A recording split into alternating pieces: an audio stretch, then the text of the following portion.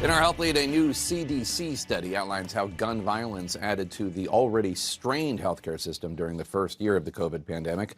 Firearm-related incidents jumped 15% more than expected during that time, with more than 62,000 total, flooding hospitals with gunshot victims, competing for beds in ICUs already overcrowded with COVID patients. Now, experts say that in addition to the rise in incidents, hospitals were further stressed because gunshot victims require immediate attention and extra resources to care for.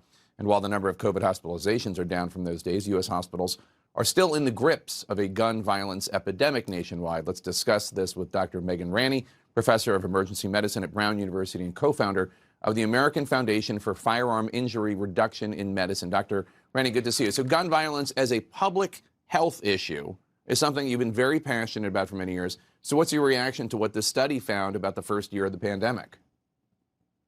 None of this is a surprise, Jake, to anybody who's been working in an emergency department or trauma intensive care unit over the past 2 years. This is also, of course, like many of the epidemics that we've seen worsen over COVID, not new. This public health epidemic has been going on for years. We have more than 100 people who die and well over 200 who are injured every day across the US. A portion of those folks make it to the doors of an emergency department, but about half of them die before they even reach our doors. Those folks are gun suicides who are rarely captured in the numbers that are shared with the public.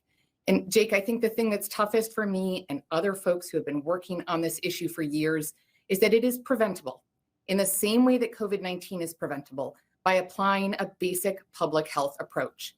There are a multitude of things that can and should be done to decrease the number of injuries and deaths that our country continues to fail to take action on.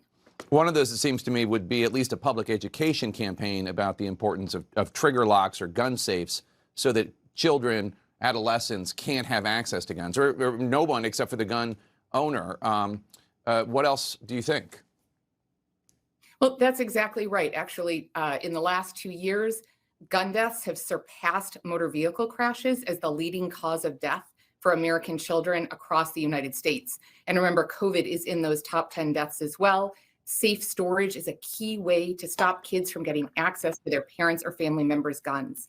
It also stops guns from getting stolen from cars. There are new studies out showing just how common it is for guns to be stolen. That research was done by Everytown. And then on top of it, it's things like extreme risk protection orders or red flag laws, which make a big difference in terms of helping to stop suicides and mass shootings. And then training folks up in see something, say something, how to recognize signs of concern, and how to help connect folks to resources to help stop shootings before they happen.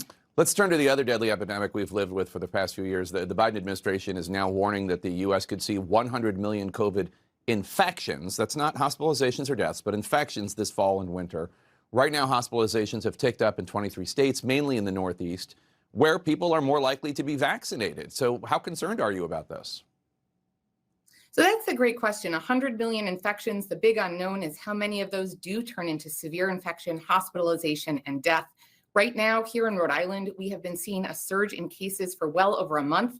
We've seen hospitalizations increase a little, but not a lot. If we can stay at this level of severity, this is something manageable. But there are two big buts. The first is, as you said, this is currently happening in the Northeast. When these new variants get to the South and to other areas where there is less vaccination and boosting, I worry that the impact on the hospitals is going to be far worse.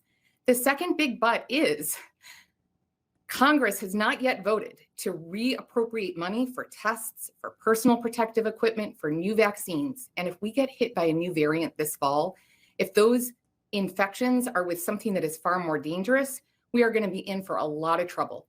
The free market is not set up to purchase vaccines on the scale that are needed to set up our country for this issue of potential national security threat. It really depends a lot on Congress voting to reappropriate those funds. Just over a third of the country still is not fully vaccinated. The number of received booster shots is even lower. All the evidence shows that the vaccines work and are preventing hospitalizations and deaths. Not necessarily infections or sickness, but hospitalizations and deaths. And the White House is warning that we could soon see a sizable wave. And President Biden is hosting a global COVID summit this week. What do you want to see get done in addition to more tests, more vaccines out there, in order to convince these people who have not gotten vaccinated or boosted to do so? So we here at Brown have actually been working with the Rockefeller Foundation and others to work community by community to help educate folks, to help dispel myths and misconceptions, and to help make vaccines easier to access. It's both around structural racism and factors of equity and around reaching rural folks, people who are lower income, people who may live in states where health policies are not as good. We have to address both those structural factors and have trusted messengers in the community, Jake, to help get people over their fears and ready to show up and get the vaccines in arms. And it's going to be so important come this fall. It's amazing we're still having this conversation, though, I have to say. Dr. Megan Ranney, thank you so much.